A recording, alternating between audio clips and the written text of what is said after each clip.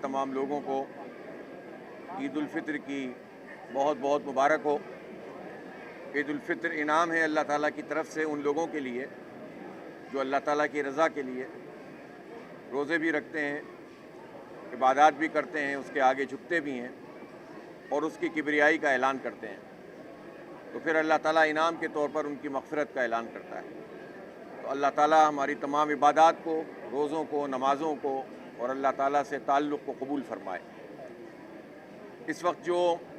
सूरत हाल है, एक तरफ तो ईद उल फितर है और उसकी खुशियाँ हैं, लेकिन हम जब गज़ा में देखते हैं तो लाखों की तादाद में लोग घरों से बेघर हैं। पूरे गज़ा को मलबे का ढेर अमेरिका और इसराइल ने बना दिया है और मलबे पर उन बच्चों ने, जो गज़ा के बच्चे हैं, उन्होंने अपनी ईद मनाई है। हम उनको सलाम पेश करते हैं, उन मुजाहिदों को जिन्होंने इस्तिक़ामत से इस ताग़ूत का मुकाबला किया है और उन्होंने रमज़ान मुबारक भी और ईद उल फितर भी अपनी पूरे अज़्म और इस्तिक़ामत से मनाई है। दूसरी तरफ ईरान पर अमेरिका और इसराइल ने जिस तरह हमला किया है और उन्होंने अपने हमले का आगाज़ ही एक स्कूल से किया जहां 176 बच्चियों को उन्होंने मिसाइल मारकर शहीद किया और फिर मुसलसल वो बमबारी कर रहे हैं। लेकिन हम ईरानी कौम को भी सलाम पेश करते हैं कि जो मुज़ाहिमत की अलामत बन गई है और उनकी लीडरशिप भी इतने बड़े जानी नुकसान के बाद और इतने बड़े बड़े उनके अकाबिरीन की शहादत के बाद भी पूरी कौम मुज्तमा है, इकट्ठी है और दरहकीकत उन्होंने अमेरिका और इसराइल के अज़ाइम को खाक में मिला दिया है कि जो वो समझ रहे थे कि हम हमला करेंगे और लोग खड़े हो जाएंगे और रिजीम चेंज हो जाएगा। अब तो ऐसा लगता है कि ये रिजीम चेंज अब मगरबी ममालिक में होगा, अमेरिका में होगा और वहाँ अवाम अब इनके ख़िलाफ़ निकलेंगे जो शैतान के पुजारी हैं। दरहकीकत जो ट्रंप और उसके साथ जो लोग मौजूद हैं वो घटिया तरीन अखलाकियात के हामिल हैं और ये वो लोग हैं जो बराह रास्त शैतान की पूजा करने वाले हैं। एप्स्टीन फाइल ने सब कुछ खोल दिया है। ये एप्स्टीन रिजीम है जिसको चेंज होना चाहिए और अमेरिका और इसराइल और भारत का ये जो तसलीस खबीसा है, ट्रिनिटी ऑफ इविल है, इसने पूरी दुनिया के अमन को ताराज किया हुआ है और इस वक्त ये पूरा मिडिल ईस्ट आग और खून के दरिया से गुज़र रहा है। हम इस मौके पर अहले पाकिस्तान से भी ये गुजारिश करते हैं और पूरी दुनिया में पूरे मुसलमान उम्मत से भी ये कहते हैं कि इत्तेहाद का मुजाहरा करें। अल्हम्दुलिल्लाह अवामी सतह पर यह इत्तेहाद मौजूद है, लेकिन हुक्मरान तबके ने, अमेरिका के कासालेसों ने हमें तकसीम किया है और चूँकि हमारा हुक्मरान तबका बहैसियत मजमूई 56-57 इस्लामी मुल्कों का हुक्मरान तबके का मसला ये है कि वो तमाम तर चीज़ें अमेरिका से हासिल करते हैं और उनकी हुकूमतें और उनका इक़्तिदार अमेरिका की मरून मिन्नत होता है। इसलिए वो अमेरिका को नाराज़ नहीं कर सकते, लेकिन उम्मत के हिस्से बखरे कर देते हैं। लिहाजा ये एक बहुत बड़ा हदफ है कि किसी तरह उम्मत मुस्लिमा अपने असल अहदाफ को हासिल करे। यहाँ अमन हो और सुकून हो, इत्तेहाद हो और यकजहती हो और अदल और इंसाफ के निज़ाम की बालादस्ती हो, जिसमें इंसानों को इंसान समझा जाए, एक ऐसी रैयत और ऐसी रियाया न समझा जाए कि जिसके साथ जो सलूक कर दो और उसका काम है कि बादशाहों की या डिक्टेटरों की इताअत करें। इसलिए हम ये समझते हैं कि हर वो फ़र्द जो इस वक्त शिया सुन्नी तक़सीम पैदा कर रहा है वो साम्राज्य का एजेंट है, वो तागूत का एजेंट है, वो अमेरिका और इसराइल का एजेंट है और ऐसे लोग कभी भी मुसलमानों के खैर ख्वाह नहीं हो सकते। कोई अगर सुन्नी बनकर शियों के ख़िलाफ़ और शिया बनकर सुन्नियों के ख़िलाफ़ इस वक्त मुहिम चला रहा है तो दरहकीकत वो अमेरिका और इसराइल और सहूनियों की मुहिम चला रहा है, उनके हक़ में मुहिम चला रहा है। इसलिए कि अगर ईरान की पूरी कौम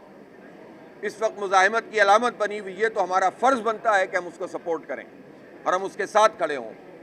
और हम ये देखते हैं कि इस वक्त ख़ुद अमेरिका में एक तकसीम पैदा हो चुकी है और डोनाल्ड ट्रंप सुबह एक बात करता है, दोपहर को दूसरी बात और शाम को तीसरी बात करता है। कभी कहता है कि हमने चंद घंटों में कामयाबी हासिल कर ली और जंग के तकरीबन 21 दिन के बाद कह रहा है कि अभी कामयाबी हासिल करने में कुछ वक्त बाकी है। कभी वो आपनाए हुर्मुज़ के हवाले से ये कहता है कि हम क्लियर करा देंगे, और कभी कहता है कि हमारी जिम्मेदारी नहीं है। कभी वो नेटो को दावत देता है, कभी उनसे नाराज़ होता है। और ये दरहकीकत मुज़ाहिमत ने और जिहाद के जज्बे ने और तागूत के मुकाबले में पूरी कौम के खड़े होने के नतीजे में ये हुआ है कि आज अमेरिका में भी एक तकसीम नज़र आती है। इसलिए ज़िंदगी और मुज़ाहिमत इसी की अलामत बनकर हम सबको मुत्तहिद भी होना होगा और आगे भी बढ़ना होगा। इस वक्त सूरत हाल हमारे मुल्क की भी यह है कि बजाय इसके कि इस वक्त आवाम को एक रिलीफ दिया जाए और पेट्रोल की लेवी को ख़त्म किया जाए, इसलिए कि ये जो 100 रुपये की लेवी है तकरीबन 105 रुपये की और मज़ीद 15 रुपये का टैक्स है, तो हर फर्द चाहे वो गरीब हो या मिडिल क्लास हो, तालिब इल्म हो, मज़दूर हो, या वो बाइकिया चलाने वाला बेचारा मेहनत मजदूरी करके अपनी कमाई करने वाला नौजवान हो, या कोई इन ड्राइव करता हो, गाड़ियाँ चलाता हो, हर लीटर पर 120-25 रुपये ये गवर्नमेंट टैक्सों की सूरत में खा रही है। अगर आलमी मार्केट में एक बहरान मौजूद है तो उस बहरान को सामने रखते हुए लेवी को ख़त्म किया जाए। और दूसरा हमारा मुतालबा पूरी कौम की तरफ से यह है कि जो IPPs जिनको हज़ारों अरब रुपए दिए जा रहे हैं, इनकी पेमेंट को रोक दिया जाए, इसको डेफर कर दिया जाए और फिर स्क्रूटनी की जाए कि जिनके मुआहदे गलत हैं, जिनकी जाली मुआहदों के ज़रिए से जिनको हमने हज़ारों अरब रुपए दे दिए हैं, ना सिर्फ ये कि उनके ख़िलाफ़ कार्रवाई होनी चाहिए बल्कि जिन्होंने ये मुआहदे किए हैं उनको भी बेनकाब होना चाहिए। तो अय्याशियाँ हुक्मरान तबका करे और फिर कौम से खिताब में कौम से अपील करें कि आप कुर्बानी दें, ये नहीं चल सकता। लिहाजा ये कोई बात नहीं है कि आपने एक मरतबा या 2 मरतबा कह दिया कि हम कीमत नहीं बढ़ा रहे, लेवी को ख़त्म करेंगे तो कीमत कम हो जाएगी और बिजली की कीमतों को कम किया जाए, अपनी अय्याशियों को ख़त्म किया जाए। वज़ीर आला पंजाब 11 अरब रुपए का जहाज़ ले, पीपल्स पार्टी का चेयरमैन सेनेट 9 करोड़ रुपए की गाड़ी ले, तो वो तो अय्याशियाँ करते रहें, लेकिन गरीबों और मिडिल क्लास और तालिब इल्मों और बाइकियाँ चलाने वालों और मजदूरी करने वालों पर हर लीटर पर 120 रुपये देना, ये कहाँ का इंसाफ है। और हम ये समझते हैं कि इन हालात में गरीबों को रिलीफ मिलना चाहिए, मिडिल क्लास लोगों को रिलीफ मिलना चाहिए। सैलरी तबके की सैलरी आप पहले ही ले लेते हैं और फिर हर लीटर पर उससे 120 रुपये भी ले लेते हैं, तो आप अंदाज़ा करें कि जो गरीब और मिडिल क्लास हैं ये तो हज़ारों अरब रुपये अदा कर रहे हैं, लेकिन जिनकी ज़मीनें सैकड़ों मुरब्बे हैं उन्होंने पूरे साल में 10 अरब रुपये भी जमा नहीं कराए। चूँकि ये सैकड़ों मुरब्बे रखने वाले जागीरदार हैं और ये सारी हुकूमतों और सारी पार्टियों में शामिल होते हैं, तो कोई पार्टी इनके खिलाफ बात नहीं करती। इसलिए पाकिस्तान के माशी हालात को भी दुरुस्त करना है, आवाम को रिलीफ देना होगा और तबका अशराफिया को पकड़ना होगा और अपनी अय्याशियों को ख़त्म करना होगा। इसी तरह हम ये समझते हैं कि इस वक्त जो सूरत हाल है पूरी दुनिया में लोग बेनकाब हो रहे हैं। मैं पाकिस्तान की हुकूमत से भी कहता हूँ कि बराह रास्त वाज़ेह तौर पर बताएं कि वो अमेरिका और इसराइल के साथ खड़े हुए हैं या ईरान के साथ खड़े हुए हैं। ये कैसे हो सकता है कि दोनों के साथ खड़े हो जाएं। और दूसरी तरफ मैं अपोजिशन से भी कहना चाहता हूँ, आज तक मुझे अपोजिशन की बड़ी पार्टियों की तरफ से अमेरिका और इसराइल की बराह रास्त मुज़ाहिमत का कोई बयान नज़र नहीं आया। बस चलते हुए ईरान की हिमायत कर देने से मसला हल नहीं होता। ये बताओ कि ईरान पर हमलावर कौन है। अगर पाकिस्तान की बड़ी पॉलिटिकल पार्टियां अमेरिका का नाम लेने और डोनाल्ड ट्रंप का नाम लेने की हिम्मत भी नहीं रखती, तो वो कहाँ से आवाम की तवक्कुआत पूरी कर सकती हैं, कैसे कौम को इस गुलामी से निजात दिला सकती हैं। जो खुद गुलाम हो ज़हनी तौर पर ट्रंप के,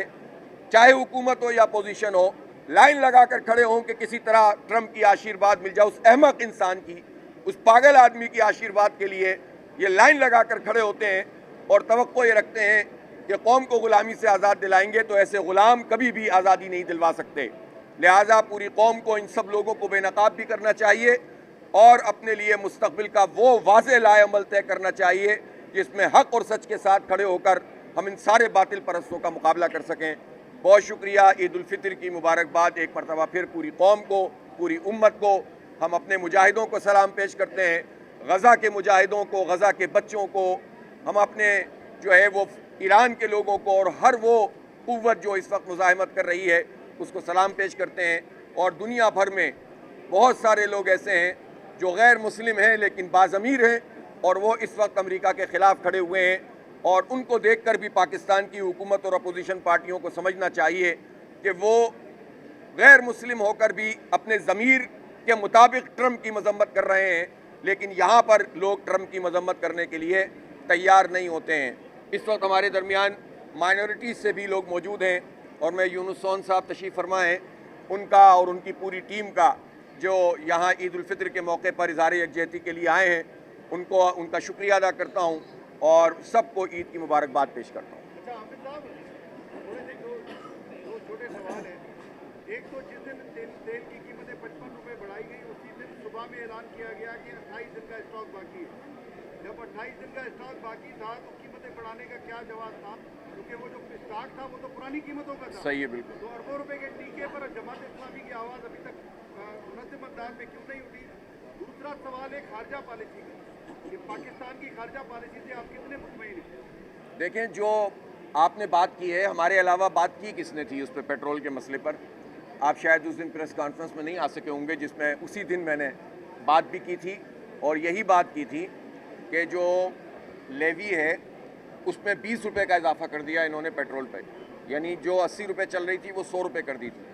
جبکہ اس وقت تو اس لیوی کو ختم کر دینا چاہیے، یعنی یہ اضافی ٹیکس ہے،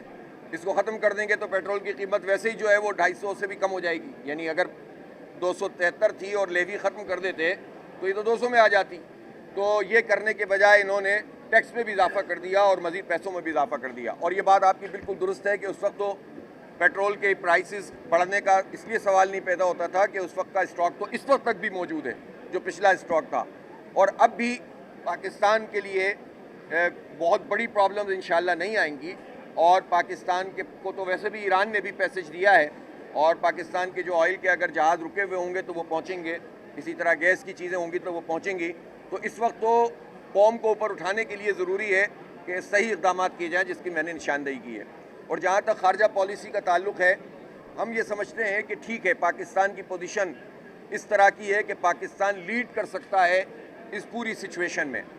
اور جو پاکستان کا سب سے بنیادی کام ہونا چاہیے وہ یہ کہ خلیجی ریاستوں کو بھی ساتھ ملائیں، اور سب سے پہلے تو ایک جیسچر جانا چاہیے کہ ہم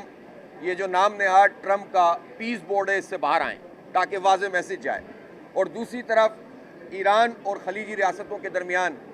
کوششیں ہوئی بھی ہیں، جتنی بات ہے اتنی کرنی چاہیے، پاکستان کی طرف سے اس کی کوششیں ہوئی بھی ہیں، ہو بھی رہی ہیں، لیکن ٹرمپ کے دباؤ میں آ کر یا امریکہ کے دباؤ میں آ کر کوئی ایسی پوزیشن اختیار کرنا جس کا فائدہ امریکہ کو ہو اور جس کا فائدہ اسرائیل کو ہو، وہ قابل قبول کبھی بھی نہیں ہوگا اس قوم کے لیے۔ لہٰذا ایٹمی قوت پاکستان اگر ہے اور الحمدللہ ہے، تو پھر اس ایٹمی قوت کو وہ رول ادا کرنا چاہیے جس میں اس ریجن سے امریکہ اور اسرائیل کی بالادستی ختم ہو، اس کے اڈے ختم ہوں، اور اس کی غلامی کا جو طوق سب لوگوں نے اپنے گلوں میں ڈالا ہوا ہے اس سے نکالنے میں پاکستان کردار ادا کرے۔